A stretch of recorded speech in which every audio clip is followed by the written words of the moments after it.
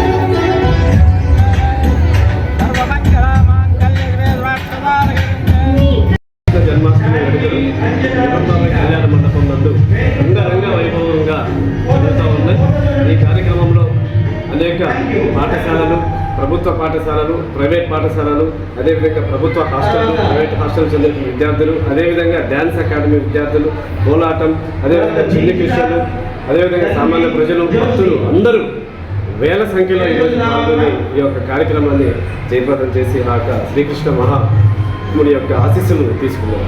ముఖ్యంగా ఈ నేటి సమాజంలో మనం పడుతున్నటువంటి బాధలు కానివ్వండి, ఈ యొక్క జనరేషన్లో కలిగేటువంటి కష్టాలు, సుఖాలు, ఈ మానవ జీవితం మనందరి సంతోషంగా ఉండాలంటే ఒకటి ఆ శ్రీకృష్ణుడు చెప్పినటువంటి భగవద్గీత, దాన్ని అర్థం చేసుకోగలిగితే మనిషి జీవితం ఎంతో సుఖమయంగా ఉంటుంది. నిత్యం నిద్ర లేచినప్పటి నుంచి పడుకునే వరకు ప్రతి ఒక్కరూ మనం ఏదో మదనతో, ఏదో బాధతో, తెలియని ఆవేదనతో బతుకుతున్నాం.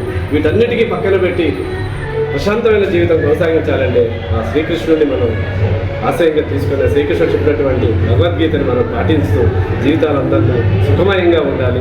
రాబోయే రోజుల్లో కూడా ఈ విధంగానే శ్రీకృష్ణుడికి సంబంధించి, అదేవిధంగా భగవద్గీతకు సంబంధించి ప్రచారం కానివ్వండి, భగవద్గీత ప్రచారం కానివ్వండి, ఈ యొక్క కార్యక్రమాలు ఇదే విధంగా కొనసాగిస్తామని చెప్పి ఈ సందర్భంగా తెలియజేస్తున్నాం. శుభాకాంక్షలు అందరికీ. ఈరోజు గుర్రం బాబాయ్ మందిరంలో లీలాకృష్ణ యాదవ్ గారి ఆధ్వర్యంలో శ్రీకృష్ణ జన్మాష్టమి వేడుకలు చాలా ఘనంగా జరుగుతున్నాయి. ఈ కార్యక్రమానికి మన జిల్లాలోని నలుమూల పాఠశాల విద్యార్థులు సాంస్కృతిక కార్యక్రమాలు చాలా అలరించేందుకు ఉన్నాయి. కాబట్టి ఈ